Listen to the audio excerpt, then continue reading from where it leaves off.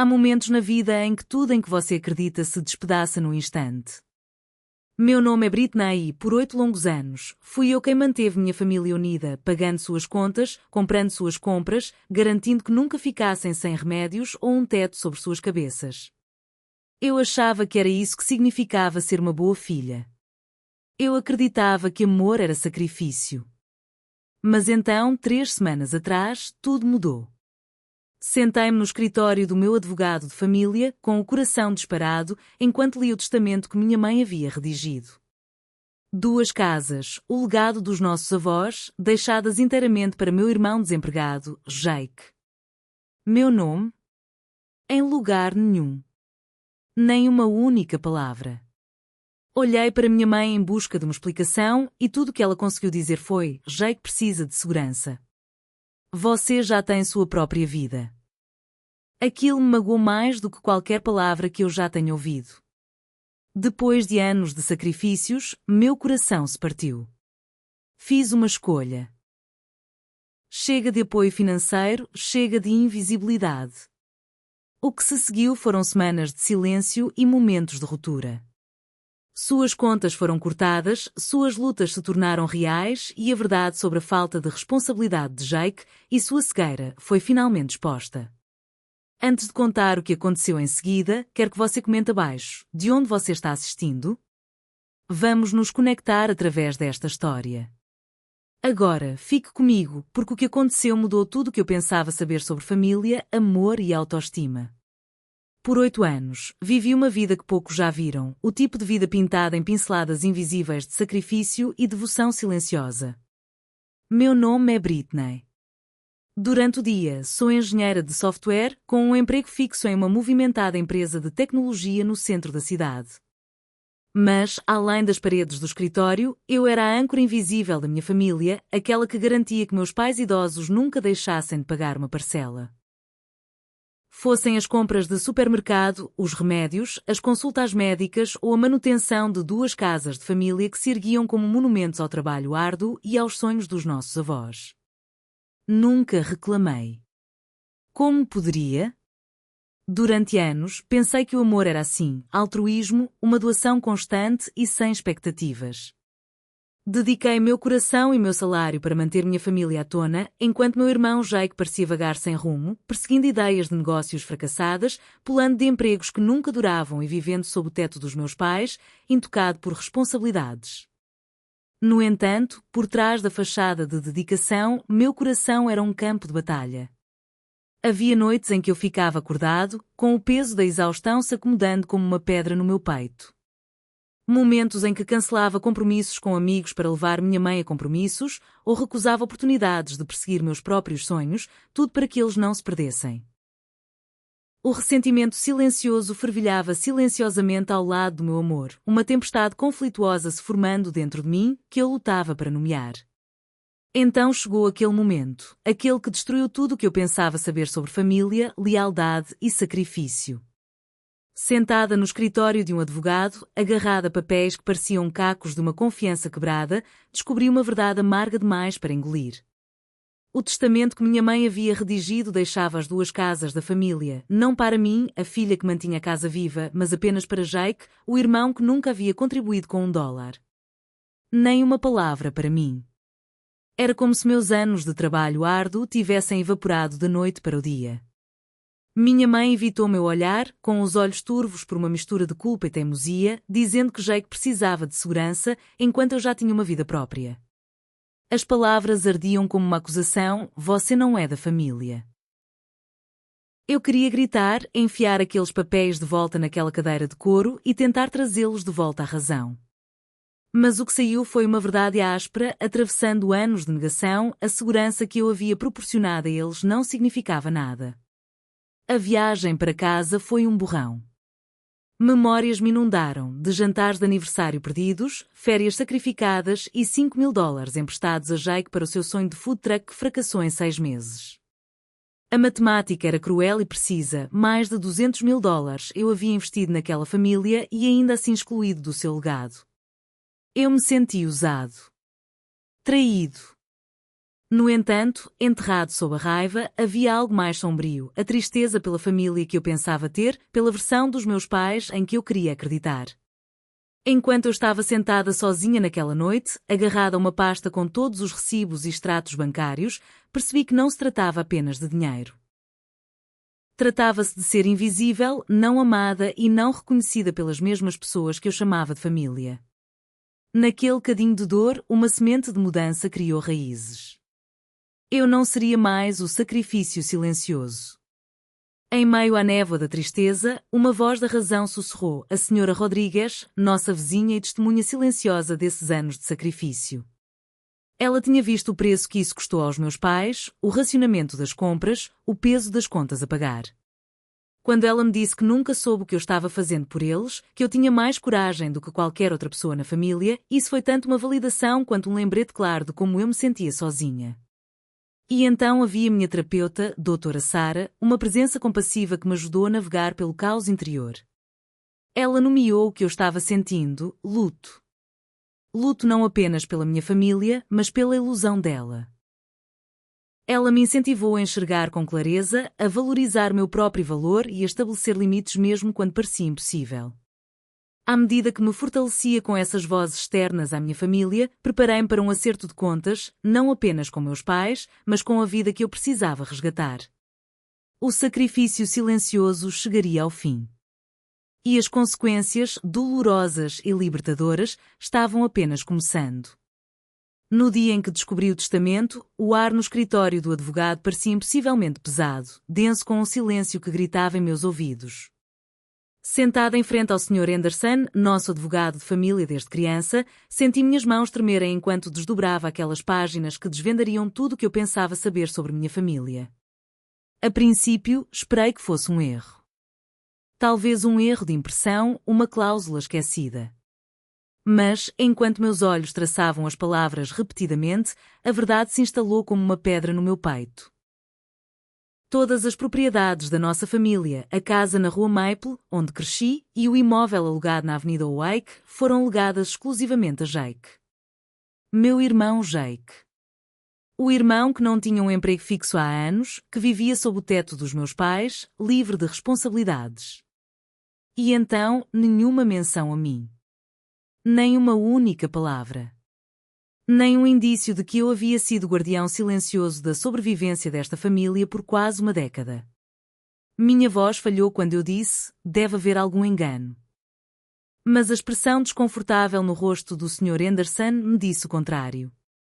Minha mãe estava sentada ao lado dele, com os olhos fixos no chão, os dedos torcendo nervosamente a alça da bolsa. Quando finalmente encontrei seu olhar, me deparei com algo que não esperava. Culpa, sim, mas também uma determinação teimosa e inabalável. Você tem a sua própria vida, disse ela, suave, mas firme. Jake precisa de segurança. Ele precisa de um lugar para morar. Minha cadeira tombou para trás quando me levantei, meu coração batendo tão rápido que parecia que ia explodir. E a segurança que eu forneci por 8 anos? E os milhares de dólares que gastei mantendo comida na sua geladeira e as luzes acesas nessas 2 casas? Eu não sou apenas família, sou sua filha. Sua voz se tornou defensiva, cortante. Isso é diferente. Ajudar a família é diferente. Essas casas têm que permanecer em nome da família e eu não sou família. Aquelas palavras cortaram minha alma como uma lâmina. Eu me senti invisível. Traída. Uma filha que se tornou uma estranha. Ao sair furiosa, anos de sacrifício passaram diante dos meus olhos, as férias perdidas, os planos cancelados, as tentativas exaustivas de impedir que a família se desintegrasse. Eu era um fantasma em minha própria casa. Um caixa eletrónico cujas contribuições foram apagadas, cuja lealdade foi retribuída com exclusão. Mas, por trás da dor, uma tempestade se formava dentro de mim. Eu não estava apenas com o coração partido, eu estava furiosa. E nesse fogo, uma clareza feroz nasceu. Se meus sacrifícios não fossem valorizados, eu não continuaria a doar. Tomei uma decisão naquela manhã que mudaria o equilíbrio da nossa família para sempre. No entanto, mesmo enquanto eu lutava contra a traição, o mundo fora da minha família oferecia aliados inesperados e duras realidades. A senhora Rodrigues, a vizinha bondosa que tinha visto mais do que deixava transparecer, tornou-se minha apoiadora silenciosa, suas observações silenciosas sobre os dias descuidados de Jake e as lutas ocultas dos meus pais perfuravam o meu isolamento. E então havia o padre Martínez, que veio com palavras de perdão e dever, mas saiu abalado pelo desafio que lancei: como perdoar uma traição disfarçada de amor familiar? Essas vozes preencheram os espaços deixados pelo silêncio da minha família, ajudando-me a juntar as peças do que estava acontecendo e a enquadrar minha dor em uma verdade maior. Amor não reconhecido não era amor, era exploração. E eu precisava parar de ser explorada. Desse cadinho de traição e turbulência interior, comecei a enxergar os contornos da minha própria força, não apenas como filha, mas como mulher resgatando sua autoestima. O caminho à frente seria espinhoso, repleto de confrontos, decepções e escolhas difíceis. Mas eu estava pronta para trilhá-lo nos meus termos. Na manhã seguinte à descoberta da verdade de partir o coração, a clareza aguçou minha mente pela primeira vez em anos. 8 anos de sacrifício silencioso, 8 anos colocando as necessidades da minha família à frente das minhas. E para quê? Para ser completamente apagada do legado que meus pais planejavam entregar exclusivamente a Jake? Não. Naquele momento, decidi que não podia mais ser o caixa eletrônico invisível da família. Eu precisava estabelecer um limite. Comecei com ações pequenas, mas deliberadas, as coisas que mantinham nossa casa unida, mas me tornavam invisível. As entregas de compras, os serviços de farmácia, o cuidado com o jardim, as contas que eu vinha pagando com dificuldade todo mês. Uma a uma, cancelei todas. Cada ligação parecia uma libertação de um peso, uma libertação de anos de fardo não dito e resistência silenciosa. Ao meio-dia, tudo estava cortado. A tábua de salvação que eu havia fornecido por tanto tempo havia desaparecido. Mais tarde naquele dia, dirigindo até a casa da Maple Street, encontrei o sorriso da minha mãe enquanto ela preparava sanduíches, o mesmo sorriso casual, como se nada tivesse mudado, como se eu não tivesse acabado de descobrir que não valia nada para eles. Coloquei uma pasta grossa no balcão da cozinha, impressões de cada pagamento, cada recibo, cada dólar que gastei para manter a família à tona, $237.412 no total. O peso de tudo aquilo enchia o cômodo. Seu aceno de desprezo doeu como uma traição. Vocês não precisam, disse ela, enquanto meu pai entrava silenciosamente, com o rosto pálido de choque. Eu disse a eles com fria convicção: parei de pagar por qualquer coisa aqui. Se eu não for digna de herdar as casas que venho mantendo, não as manterei mais. As lágrimas da minha mãe e os protestos do meu pai caíram em ouvidos moucos. Sugeri que pedissem ao Jake que arranjasse um emprego, que contribuísse, já que ele herdaria tudo. Mamãe chorou, me acusou de raiva e crueldade, mas algo dentro de mim havia-se transformado em pedra. O que não é razoável, eu disse, é sustentar uma família que não vê você como parte do futuro dela. Naquela noite, Jake ligou, a raiva transbordando de suas palavras, acusando-me de egoísmo por causa de uma coisa idiota de testamento. Lembrei-o, bruscamente, quem estava pagando as contas, quem havia se sacrificado mais. Mas a resposta de Jake foi fria: o testamento continua como está. Essas casas deveriam ser doadas a alguém que realmente precise delas. Cortar o apoio não foi apenas uma decisão financeira, foi um ponto de ruptura. Quase imediatamente, a realidade atingiu meus pais com força. A eletricidade na Oak Avenue foi cortada, deixando minha mãe em pânico. A internet e a TV a cabo foram cortadas logo depois, e as compras de supermercado estavam sendo racionadas. Ouvi tudo de segunda mão, da senhora Rodrigues, uma vizinha compassiva que tinha assistido à ruína silenciosa da minha família. Ela me confidenciou o desespero que presenciou, meu pai procurando biscates, minha mãe recortando cupons e sofrendo com as diferenças de preço. Ela não tinha ideia dos meus 8 anos de apoio ou da traição escondida sob os sorrisos gratos dos meus pais. Foi uma vingança, mas profundamente doloroso perceber o quão despercebida eu havia passado. A reação foi rápida e implacável.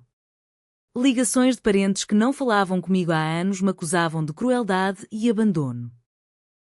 Nenhuma oferta para ajudar meus pais, apenas exigências para que eu me sacrificasse ainda mais. Certa noite, o padre Martínez veio com sermões de perdão e dever, apenas para ir embora inquieto quando lhe perguntei como ele aconselharia alguém que havia sido traído pela própria família após anos de devoção. O isolamento era devastador, mas em meio à tempestade, a terapia se tornou meu refúgio. A doutora Sara me ajudou a entender o ciclo do luto, não apenas pela família que perdi, mas pela ilusão que carreguei por todos aqueles anos. Encarei a dolorosa verdade de que amor sem respeito é exploração e que estabelecer limites, mesmo os dolorosos, é um ato de autopreservação. 3 semanas em silêncio com minha família, cara a cara com Jake no corredor de um supermercado, vi o desespero estampado em seu rosto. Pânico com a execução da hipoteca, a perda da casa de uma família, tudo porque ele não assumiu a responsabilidade quando era preciso. Seu pedido de ajuda foi recebido com determinação férrea. Eu não era mais o plano B. Essa decisão de romper laços financeiros desencadeou uma crise, mas também foi o meu despertar, uma libertação dolorosa e angustiante. A família que eu conhecia estava-se fragmentando, mas, pela primeira vez, eu estava recuperando minha vida, meu valor e meu futuro. A jornada à frente era incerta, mas entrei nela com uma força renovada, nascida da traição e da autodescoberta. Justo quando eu pensava que o pior já tinha passado, a vida me deu outra reviravolta cruel.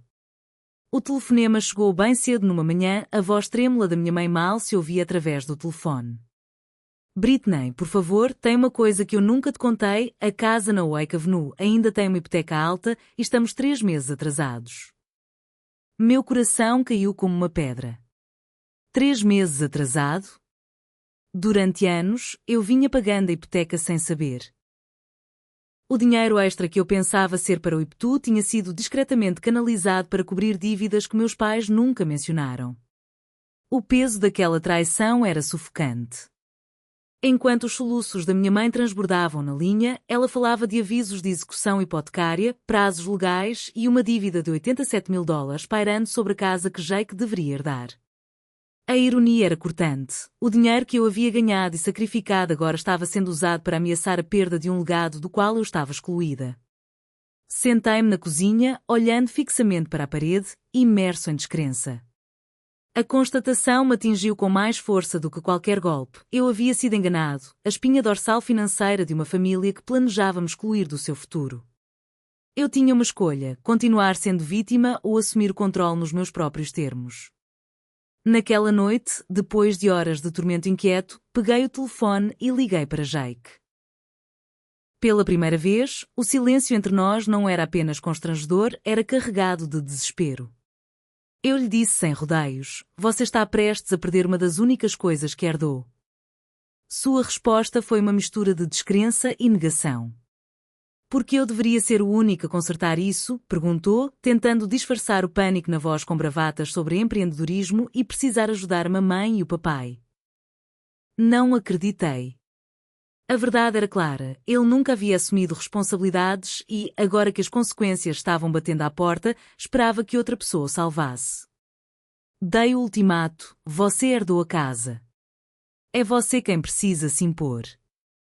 Quando ele hesitou, eu disse que estava cansada de ser a rede de segurança. Os dias seguintes foram um turbilhão de duras realidades. Avisos de execução hipotecária pendurados na porta, vizinhos cochichavam sobre a decadência da família, a saúde dos meus pais parecia se deteriorar junto com suas finanças. A senhora Rodrigues, a vizinha persistente e testemunha silenciosa da família, veio até mim com notícias que me afetavam profundamente. Os colapsos da mamãe estavam piorando, o papai parecia mais velho do que realmente era e o Jake havia-se mudado, incapaz de enfrentar as consequências que havia evitado por tanto tempo. Então chegou a carta inesperada do departamento jurídico do banco, endereçada a mim. A mesma moça que havia sido excluída do testamento agora era legalmente reconhecida como alguém com legitimidade no processo de execução hipotecária, porque estava fazendo os pagamentos. Eu poderia assumir o empréstimo, pagar as parcelas atrasadas e salvar a casa do leilão. A magnitude de tudo aquilo desabou sobre mim. Eu estava segurando o destino de uma casa que meus pais planejavam dar a Jake, uma casa que eu, sem saber, vinha comprando com cada cheque da hipoteca. Sentei-me na cama, com os pensamentos a mil. Salvar a casa ou abandonar o legado que nunca foi destinado a mim, mas que, de alguma forma, se tornou meu? A decisão foi dolorosa, mas clara. Liguei para o banco. Em uma semana, com o dinheiro das economias que havia acumulado desde que cortei os laços financeiros, assumi a hipoteca. Contratei uma administradora de imóveis, limpei a casa e encontrei inquilinos, transformando o que poderia ter sido uma perda devastadora em uma fonte constante de renda com aluguel. A notícia repercutiu na família e na vizinhança. A senhora Rodrigues ligou com atualizações. Mamãe havia sofrido mais um colapso, cheio de lágrimas e arrependimentos. Papai, disse ela, parecia derrotado, finalmente percebendo o quanto haviam tirado de mim. Jake tinha ido embora, culpando a todos, menos a si mesmo. Mas em meio ao caos, um novo capítulo começou. Eu era dona de uma das casas da família. Eu havia assumido o controle, não porque quisesse vingança, mas porque finalmente parei de deixar as injustiças da família ditarem a minha vida. Essa ação decisiva foi mais do que financeira, foi uma declaração. Uma declaração de que os limites devem ser respeitados, que amor sem respeito é exploração e que, às vezes, salvar um legado familiar significa lutar por ele das maneiras mais difíceis. As consequências de salvar a casa na Oak Avenue não foram apenas uma questão de tijolos e argamassa, foram um capítulo inicial de uma transformação muito mais profunda. Ter as chaves da propriedade que meus pais planejavam dar exclusivamente a Jake me colocou em uma posição de novo poder, mas também me lançou em uma tempestade de emoções e confrontos para os quais eu não estava totalmente preparada. O primeiro grande teste veio com os rumores de contestações legais. Pouco depois de o choque da execução hipotecária ter passado, recebi um telefonema do Sr. Anderson, o advogado da família. Jake planejava contestar a transferência da escritura da casa na Rua Maple a outra propriedade, alegando que minha mãe não era mentalmente competente quando a transferiu para mim. Senti meu estômago embrulhar. Será que isso realmente aconteceria? A ideia de que a casa que eu agora possuía, legal e legitimamente, pudesse escapar por entre meus dedos me perturbou profundamente. Mas o Sr. Anderson, calmo e confiante, me lembrou que estivera presente durante a assinatura, que minha mãe estava lúcida e decidida e que a lei estava firmemente do meu lado. Essa batalha judicial, disse ele, era mais fumaça do que fogo, uma tática apoiada pelo desespero em vez de argumentos. Apesar dessa garantia, o preço era inconfundível. A raiva de Jake transbordou, ele me acusou de roubar sua herança e ameaçou entrar com uma ação judicial. Mas eu me mantive firme, munida da verdade, a prova dos meus anos de sacrifício, das parcelas da hipoteca que eu havia feito sem saber, dos planos originais dos meus pais e da falta de contribuição de Jake. Meu pai, preso no meio da discussão, confidenciou que até ele estava abalado pelo conflito iminente, mas que havia uma solução silenciosa em saber que a lei era clara. Enquanto os advogados travavam batalhas silenciosas, eu enfrentava o desafio mais pessoal de estabelecer limites, o cenário emocional de uma família fragmentada. Depois de anos sendo a base financeira da família, eu estava resgatando minha identidade como filha, não como um caixa eletrónico. Não toleraria mais ligações cheias de culpa ou exigências disfarçadas de amor. Um dos passos mais difíceis foi cortar a comunicação, não por amargura, mas por autopreservação. Bloqueei números de telefone, redes sociais, e-mails e até pedi à segurança do prédio para bloquear visitantes indesejados. O silêncio que isso criou foi ao mesmo tempo aterrorizante e, em última análise, libertador.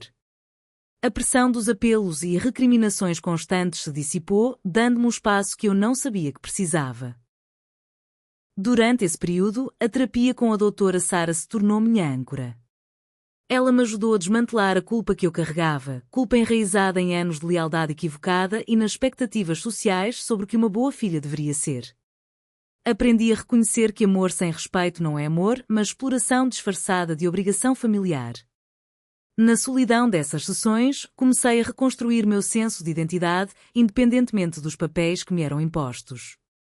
Surpreendentemente, uma ponte para a reconciliação surgiu primeiro dos meus pais.